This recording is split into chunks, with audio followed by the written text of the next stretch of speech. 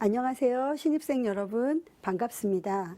RC융합대학 인문계열을 담당하고 있는 학사지도 교수 양진훈입니다. 대학 학문의 세계에 오신 것을 진심으로 환영합니다. 자율전공으로 입학하신 여러분은 두 개의 전공을 선택하는 기회를 갖게 되는데요. 전공별 설명회를 통해서 여러분이 전공과 진로를 탐색하는 데 있어서 합리적인 기준과 다양한 정보를 얻는 시간이 되기를 간절히 바랍니다. 오늘은 그 첫 시간인데요. 이번 시간은 인문학의 대표 전공인 국어 국문학, 영어 영문학, 철학, 세 개의 전공을 순서대로 소개해 드리고자 합니다. 인문학은 인간과 관련된 근본적인 문제나 사상, 문화 등을 중점적으로 공부하는 또 연구하는 학문입니다. 인문학으로의 여행에 여러분을 초대하고자 합니다. 함께 출발하시죠.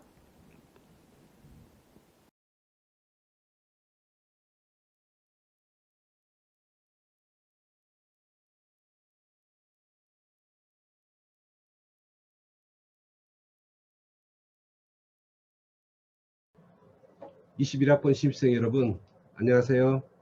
저는 철학과 이상인 교수입니다. 여러분을 2021년 신축년 이 시점에 연세대학교라는 이 특별한 장소에서 만나게 되어 정말 반갑습니다. 먼저 여러분의 입학을 진심으로 축하하고 연세대학교 가족의 일원이 된 것을 진심으로 환영합니다. 그동안 정말 고생 많으셨는데요. 지금까지 대학 입시를 위해 마냥 앞만 보고 달려왔는데 이제 숨 좀 돌리고 여유있게 차분하게 여러분의 대학 생활을 설계하고 구상해보면 좋을 것 같습니다. 오늘 이 시간은 철학과를 소개하는 시간인데요. 철학이란 학문의 특성과 비전, 철학과의 장기적인 비전과 교육 목표, 앞으로 철학 전공의 운영 방향, 특히 2개 전공 의무화와 관련하여 변경된 커리큘럼을 중심으로 간략하게 설명드리겠습니다. 여러분의 전공 탐색에 조금이라도 도움이 되면 좋겠습니다. 철학과는 연세대학교라는 하나의 대학에 속해 있고 새 캠퍼스 중에 미래 캠퍼스에, 그리고 미래 캠퍼스의 내 단과 대학 중에 글로벌 창의융합대학에, 또 글로벌 창의융합대학 6개 학부 중에 인문 콘텐츠 학부에 속해 있습니다. 그래서 철학과 정식 명칭은 연세대학교 미래 캠퍼스 글로벌 창의융합대학 인문 콘텐츠 학부 철학과입니다. 이건 어떤 단어일까요? 지금은 사어가 됐지만 고대 그리스어입니다. 필로소피아라고 있습니다. 필로소피아는 철학이라는 학문을 칭하기 위해 사용된 최초의 개념인데 여러분도 잘 아시죠? 고대 그리스의 철학자이자 수학자인 피타고라스가 처음 사용한 용어입니다. 이 단어의 원뜻은 지혜에 대한 사랑 또는 지혜에 대한 추구인데 이것이 철학에 대한 최초의 정의였어요. 그런데 피타고라스는 왜 철학을 이렇게 정의했을까요? 왜 인류는 처음에 지혜를 추구하거나 사랑하기 시작했을까요? 자신에게 지혜가 없다는 것을 비로소 자각하게 되었기 때문입니다. 만약 우리가 입이 지혜롭다면 굳이 지혜를 추구하려고 나설 이유는 없겠죠. 철학은 사실 자신의 무지에 대한 이런 고통스러운 자기 인식에서 기원한 것이고 무지한 인간의 운명에 대한 서사시다. 이 정도로 철학을 규정할 수 있을 것 같습니다. 철학과의 역사는 약 30년이 되어 가는데요. 1991년에 신설되었고 1992년에 물리대학 소속으로 신입생을 모집하기 시작했습니다. 96년에는 석사과정이, 2002년도에는 박사과정이 개설되었고 그동안 철학과는 학문 후속 세대 양성에도 많은 노력을 기울여 왔습니다. 1997년은 학부제가 시행된 첫 시기였는데 처음에 물리대학 인문과학부에 속했고 2007년에는 이 물리대학이 인문예술대학과 과학기술대학으로 분리되면서 인문예술대학 인문과학부에 속하게 되었고 여러분이 입학하는 2021년부터는 글로벌 창의융합대학 인문 콘텐츠 학부에 속하게 되었습니다. 철학이 뭘 연구하는 학문인지, 철학을 통해 여러분이 뭘 배울 수 있는지 궁금해하는 학생들이 아마 많이 있을 겁니다. 이것을 철학과 개별 학문의 관계 측면에서 말해보죠. 철학은 인류 역사상 가장 오랜 전통을 지닌 학문이라는 것은 잘 아시죠? 철학은 만학의 여왕이란 말도 많이 들었을 겁니다. 이 말은 철학이라는 학문이 생기고 나서 그로부터 비로소 많은 개별 학문이 출현했다는 것을 뜻합니다. 여러분은 컴퓨터에 대해서 잘 아니까 압축 파일도 잘 알 겁니다. 철학은 일종의 압축 파일 같은 거예요. 압축 파일을 알집에 돌리면 그 안에 숨어있던 파일들이 하나씩 풀려 나옵니다. 철학을 인간 정신에 집어넣으니까 무슨 일이 벌어졌냐면 그 안에 숨겨져 있던 학문들이 하나씩 풀려났던 것이죠. 이런 점에서 철학은 마치 개별 학문들을 자신 속에 잉태하고 있는 어머니 같은 존재죠. 그래서 만학의 어머니라고도 합니다. 철학에서 탄생한 개별 학문은 철학이라는 어머니의 품에서 벗어나 독자적으로 발전해 갔는데, 이 상황에서 철학은 이 개별 학문들의 성과를 비판적으로 검토하고 개별 학문들의 합리적 발전을 위한 방향과 목표를 설정하는 중체대한 역할을 수행하고 있습니다. 개별 과학에는 많은 학문들이 있죠. 문학도 있고 역사학, 예술학, 정치학, 언어학, 법학, 교육학, 종교학, 사회과학, 그리고 여러 유형의 자연과학도 있습니다. 이 개별 학문에 상응하여 철학에도 다양한 연구 영역이 생기게 되었는데요. 예술철학, 역사철학, 언어철학, 심리철학, 사회철학, 정치철학, 법철학, 경제철학, 과학철학, 종교철학, 교육철학, 문화철학 등이 철학의 세부 전공 영역들입니다. 그러면 철학이 어떤 비전을 가진 학문일까요? 여러분은 철학이 현실 세계에 무관심하다는 말을 많이 들었을 텐데요. 그런데 철학을 전공하는 제 입장에서 보면 좀 답답합니다. 사실 현실 세계에 무관심한 학문이 어디 있겠어요? 현실로부터 태어나지 않은 학문이 어디 있겠어요? 철학도 당연히 현실 세계에 대한 경험과 반성에서 출발한 학문입니다. 다만 철학은 현실 세계를 이미 made 된 세계, 그래서 더 이상 변경할 수 없는 세계로 인식하지 않을 뿐입니다. 현실 세계는요, 있을 수 있는 세계 중 유일한 세계가 아닙니다. 현실 세계는 있을 수 있는 세계 가운데 하나의 세계일 뿐입니다. 그래서 철학은 현실 세계를 그냥 있는 그대로 받아들이고 그에 무비판적으로 순종하지 않습니다. 철학은 항상 지금 있는 현실 세계를 그것의 완전성, 그것의 도덕성, 그것의 정당성의 측면에서 항상 비판적으로 바라봅니다. 그리고 나서 이 세계가 어떻게 더 완전해지고 어떻게 더 살만한 세계로 변화될 수 있을지를 반성하고 모색합니다. 이렇게 보면 철학은 이미 이루어져 있는 세계에 대한 학문은 아니죠. 철학은 있을 수 있고 또 있어야 할 세계에 대한 학문입니다.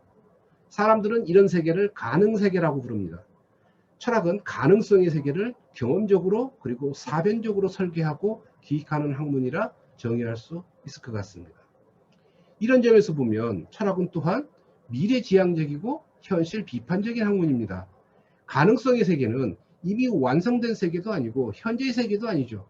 가능성의 세계는 완성을 필요로 하는 세계이고 앞으로 이루어질 수 있는 세계, 미래에 구현될 수 있고 또 구현되어야 할 세계이고, 이런 측면에서 철학은 지금의 현실을 미래지향적인 관점에서 비판적으로 반성하는 학문으로 자리 잡게 되었던 것입니다.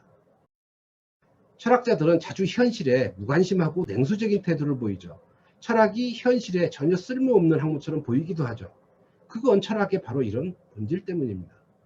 여기서 철학은 현실에 종속되지도 않고 현실을 뒤따라가지도 않고 오히려 현실에 앞서서 현실을 선도할 수 있는 미래 인재의 양성이라고 하는 비전을 갖게 되는 것이죠.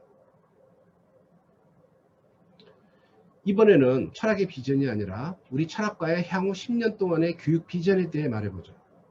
우리 대학은 앞으로 2개 전공 의무화 제도를 시행합니다. 전공 간 경계가 무너지고 수강자의 자유로운 전공 융합이 허용됩니다. 이 상황에서 철학과는 앞으로 10년 동안 철학과의 학문적 정체성을 새롭게 규정할 뿐만 아니라 모든 연세인에게 철학 전공을 제1 또는 제2 전공의 대안으로 지원하기 위해 3가지 교육 비전을 설정하였습니다. 첫째, 향후 10년 동안 철학과는 기초학문, 토대학문으로서의 역할을 수행할 것입니다. 모든 학문의 근본으로서 철학을 문학, 역사, 디자인, 사회과학, 자연과학 등 다양한 학문의 전공자들이 병행하여 전공할 수 있는 또 하나의 기초 전공으로 육성하도록 할 것입니다. 둘째, 이론으로 배운 철학을 실제로 응용하는 새로운 교육 방식을 모색할 것입니다. 이를 위해 프로젝트 중심의 실험적 교과목을 개발하고 다양한 유형의 발표 토론 과목도 확충할 것이고, 지필 시험을 통한 평가를 가급적이면 지향하고 프로덕트 기반의 평가 방식을 과감하게 도입할 계획입니다. 마지막으로 타 학문과의 학제적 융합을 강화할 것입니다. 융합형 교과목을 새롭게 개발할 것이고 융합 전공 및 연계 전공을 운영할 계획입니다. 물론 아직 계획 단계지만 문화예술학 연계과정, 근대 한국학 연계과정, 옥스퍼드 PPE와 유사한 융합 전공으로서 연세 PPE, 즉 철학, 정치학, 경제학이 융합된 전공을 말하는 것이죠. 이 연세 PP를 개설할 계획도 가지고 있습니다. 최근에 철학을 전공으로 선택한 학생들에게 진입 동기를 물어보면 철학을 전공한 후 진로 방향을 예전보다 더 다양하게 설계할 수 있게 되었다는 점을 말합니다. 취업이 중시되다 보니까 취업과 연관된 다양한 섹터들이 철학과의 위상을 약간은 변화시킨 것으로 보입니다. 하나의 섹터는 법학전문대학원입니다. 법전원이 개설된 후부터 철학과의 인지도가 사실 많이 개선되고 좋아졌습니다. 법전원에 입학하기 위해 분석력과 사고력을 키우는 데 유용한 철학이 각광받고 있는 것이죠. 법전원 입학을 위해 보는 리트 시험 있죠. 이것도 본질적으로 논리적 사고 능력을 테스트하는 것입니다. 철학에 대한 이러한 새로운 수요에 대처하기 위해 우리 대학은 철학과를 중심으로 국문학, 역사학, 경제학, 정치학, 수학의 여러 전공이 연계해서 법전원 준비 프로그램, 일명 프리로라고 하죠. 이 프로그램을 운영하고 있습니다. 현재 철학과 리기용 교수가 진학 지도 교수를 맡고 있고 법학전문대학원 준비과정에 개설되어 있는 과목들 중 상당수는 철학과의 수업들과 겹치기 때문에 전공 수업과 법전원 진학 준비를 동시에 병행할 수 있다는 장점도 있습니다. 법전원 준비생을 위해서 진학 지도실도 운영하고 있고 온라인 학습도 지원하고 있으니 여러분들도 적극적으로 참여하시길 바랍니다. 또 하나의 요인은 PSAT, PSAT이라고 하죠. 공직 적격성 시험의 확대입니다.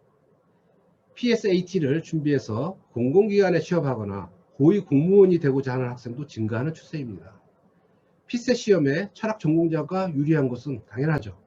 우리 대학에서도 7급 공무원을 위한 지역인재 추천 전형이 시작되고 있는데 우리 대학 TO는 총 7명입니다.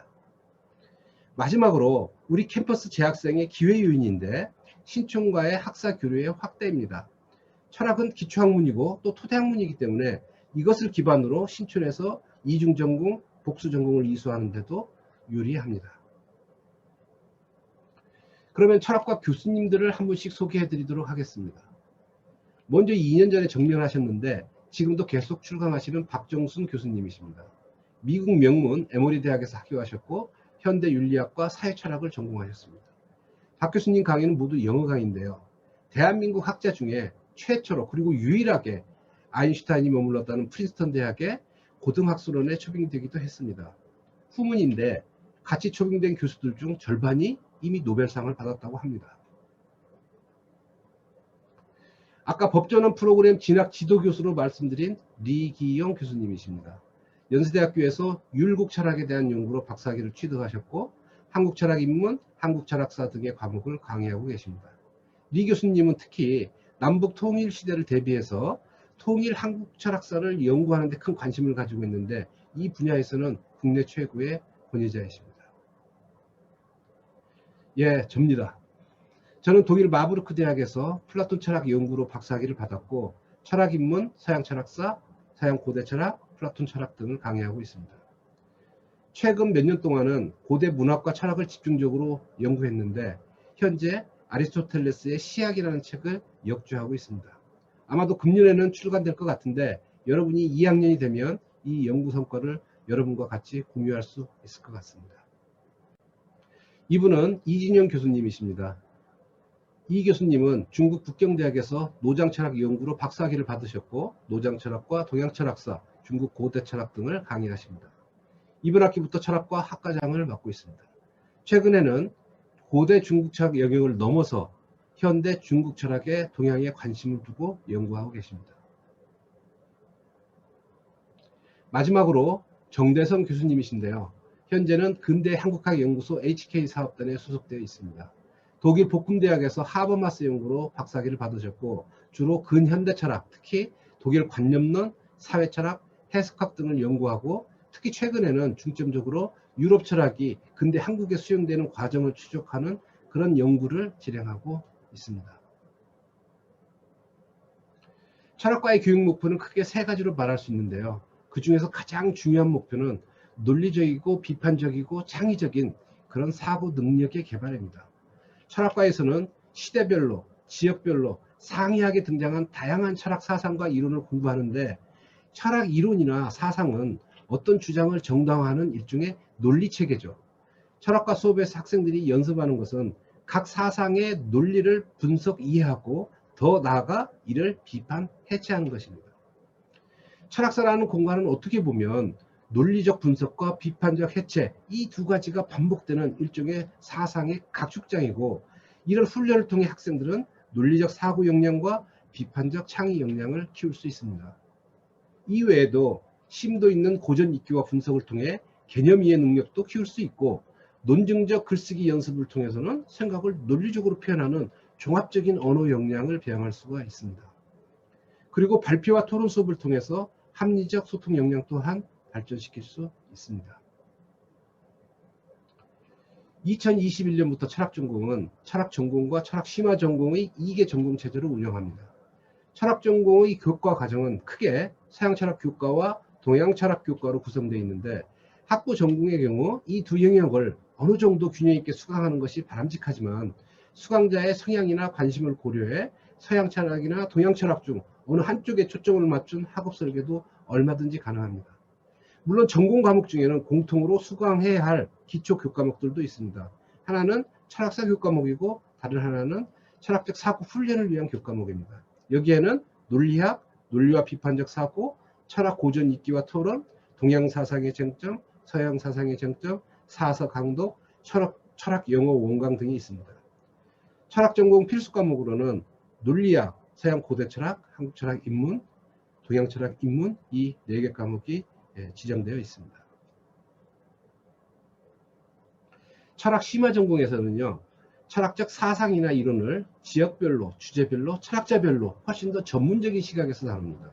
동양 철학과 서양 철학 과목 비중은 어느 정도 균형 있게 설계되었고, 서양 철학의 영역에서는 특히 논리적 비판적 사고, 분석과 종합, 창의적 사고 역량 개발을 목표로 하고 있고, 동양 철학의 영역에서는 동양의 가치관 이해, 동아시아 및 우리 고유의 사유에 대한 탐구, 통합적 사고 역량 개발을 목표로 하고 있습니다. 필수 과목으로는 플라톤 철학, 서양 근대 철학, 한국 철학사, 노장 철학이 지정되어 있습니다.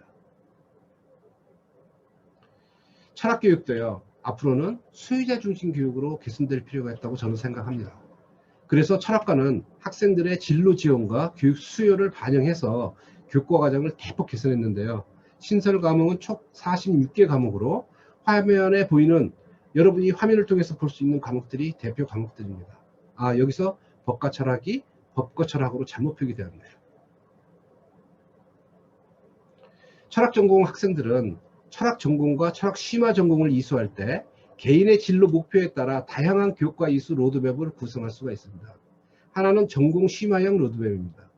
대학원 진학을 목표로 한 이수 모형이고, 일종의 학문 진학 지향 로드맵입니다. 다른 하나는 취업 지향형 로드맵입니다. 이것은 취업으로 연결될 수 있는 전문 지식 습득을 목표로 한 교과목 이수 모형입니다. 마지막 하나는 이중 전공, 연계 전공 지향형 로드맵으로 타 전공과의 융합을 목표로 한 교과목 이수 모형입니다. 학생들이 각자의 학습 목표를 설정하면 우리 교수님들은 최적의 교과목 조합을 짤 수 있도록 상담을 통해 학생들을 적극적으로 지원하고 있습니다. 철학과에는 다양한 학생 활동도 있는데요. 먼저 매 학기 2박 3일 또는 1박 2일로 학술 답사를 실시합니다.